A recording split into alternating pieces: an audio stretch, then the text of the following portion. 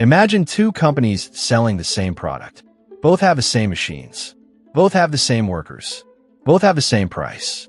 But one company delivers the product in 2 days. The other takes 20 days. Which company will dominate the market? The answer is obvious. In the modern world, speed is power. Countries, companies, and technologies that control time often end up controlling the future. Because in today's economy, whoever moves faster wins. Do you know the hidden rule of the modern world? When most people think about power, they imagine money, military, natural resources. But there is another powerful force behind all of these. Time. The ability to produce faster, ship faster, innovate faster, and respond faster. History shows something surprising.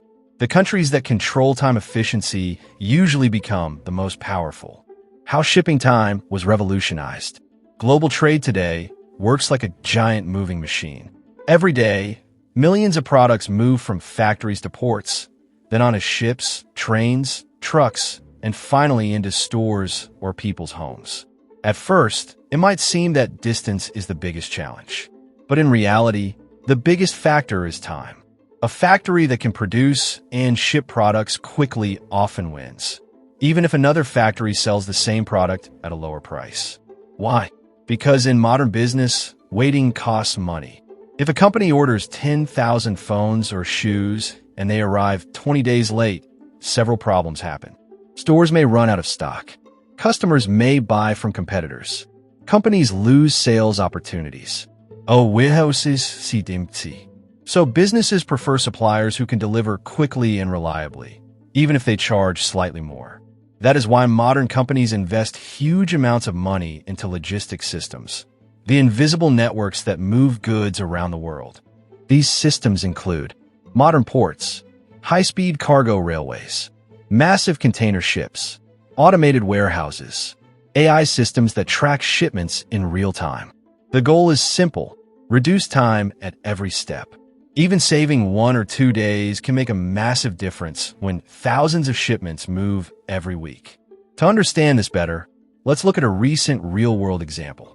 One of the most powerful examples of the shipping time revolution is the global shipping company Maersk.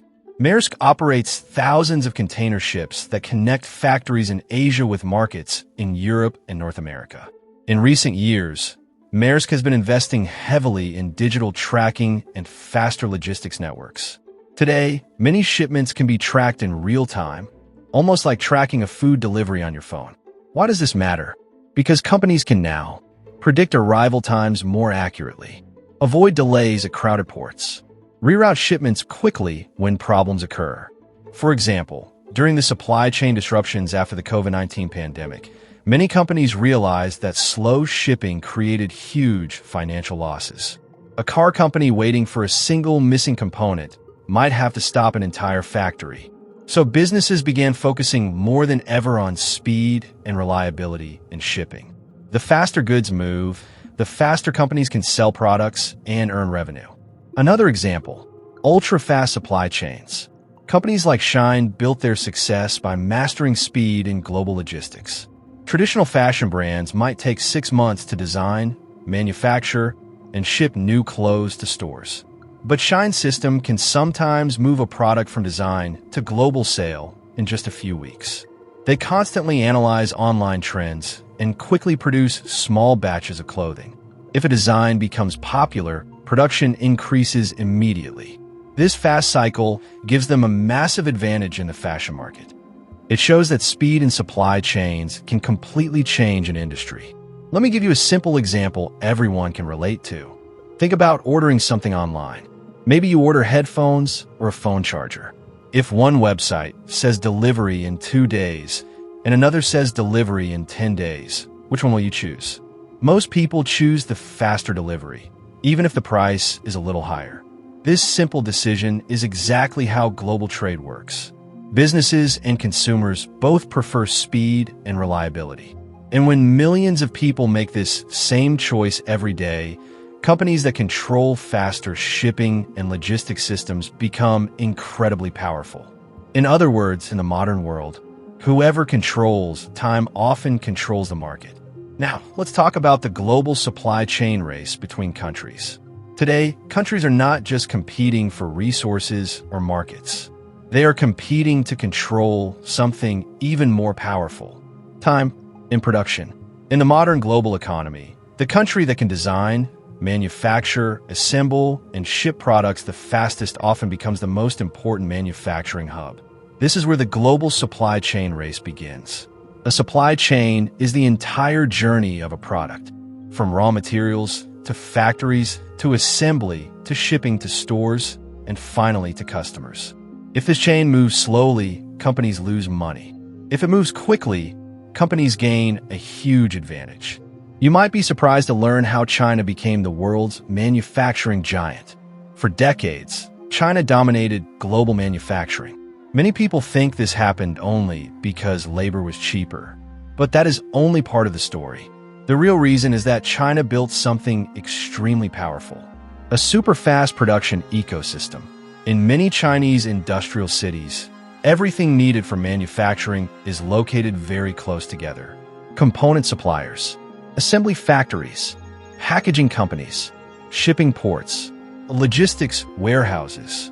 Because all these pieces are connected, companies can move from idea to finished product extremely quickly. For example, a company designing electronics can often get parts delivered within hours, assemble products the same day, ship them internationally within days. This level of speed is very difficult for other countries to match. That is why global companies still rely heavily on China's manufacturing system. Let's look at a powerful real-world example: smartphones. Think about smartphones. Every year, companies release new models with better cameras, faster processors, and improved designs. Companies like Apple depend on fast and efficient manufacturing. Most of the iPhones sold around the world are assembled by Foxconn in massive factories located in China. These factories are part of a huge manufacturing network. Thousands of suppliers provide tiny components such as screens, chips, cameras, batteries, connectors. Because these suppliers are located close to each other, the production process moves extremely fast. When Apple launches a new phone, millions of units can be produced within weeks and shipped around the world. Without this speed advantage, it would be almost impossible to supply global demand so quickly. This is one reason China became the center of global electronics manufacturing. In recent years, many countries have realized that relying on a single manufacturing hub can be risky. So companies are slowly expanding production into countries like India and Vietnam. For example, Apple has started producing some iPhones in India to make supply chains more flexible. But even with this shift, China still has a huge advantage because of its fast and highly connected manufacturing system.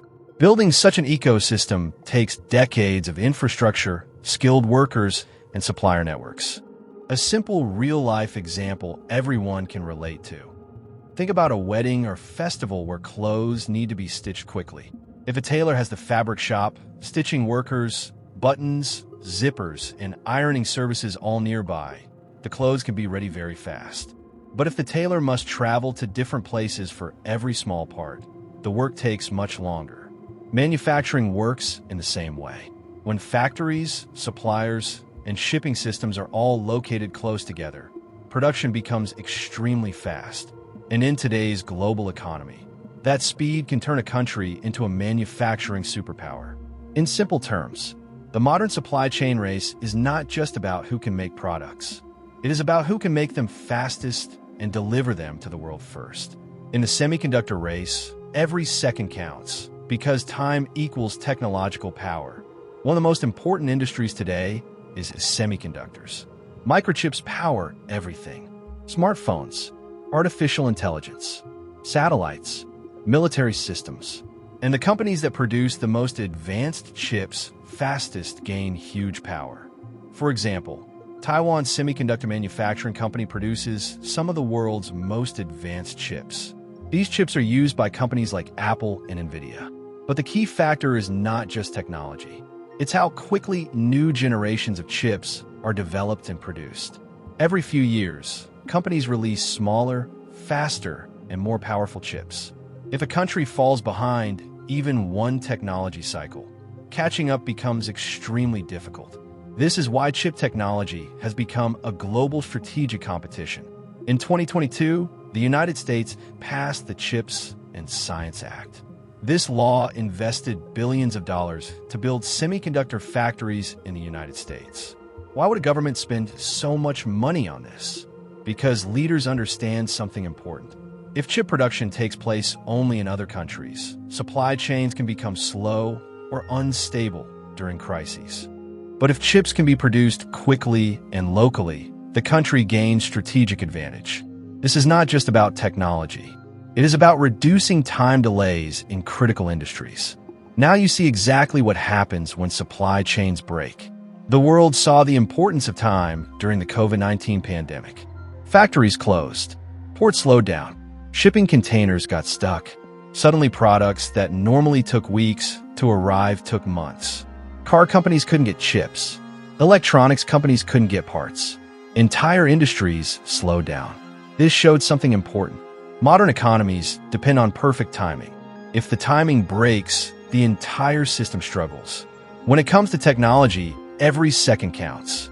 Technology industries run on speed cycles. A smartphone released today may become outdated in 2 or 3 years. Companies that innovate faster dominate the market. Look at Apple again. Every year, it releases a new generation of devices. That consistent rhythm keeps the company at the center of the global tech market. Meanwhile, companies that innovate too slowly often disappear. In technology, slow equals obsolete. But the deeper lesson here is power in the modern world often comes from controlling time systems. Not just factories, but entire networks, supply chains, logistics systems, innovation cycles, technology development. The faster these systems operate, the more powerful an economy becomes. The next global competition may not be about territory. It may be about who controls time, who can design products faster, produce them faster, ship them faster, innovate faster. The countries that master these systems may shape the next global order. In the past, power came from land and resources. Today, power increasingly comes from speed. Because in the modern world, time is not just money. Time is power. If you enjoy videos that explain how power and economics actually work, make sure to subscribe to the channel. And comment below, which country do you think will control the fastest supply chains in the future? Because the answer to that question may determine who controls the world economy.